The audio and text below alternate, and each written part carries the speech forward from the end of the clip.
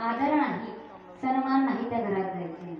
ज्या घरात आपली किंमत नाही तिथे आपली किंमत करायला कधी जीवनामध्ये मुलगा कितीही प्रिय असो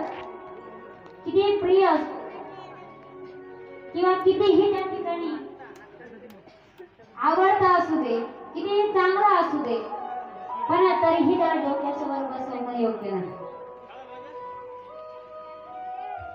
फक्त जिथे लग्न कार्य आहे त्या लग्नात तुम्हाला बोलवलं नाही तिथे कधीच जाऊ नका। एक शुभ कार्य चालू आहे त्या शुभ कार्यामध्ये तुम्हाला बोलवलं नाही तिथे कधीच जाऊ नका।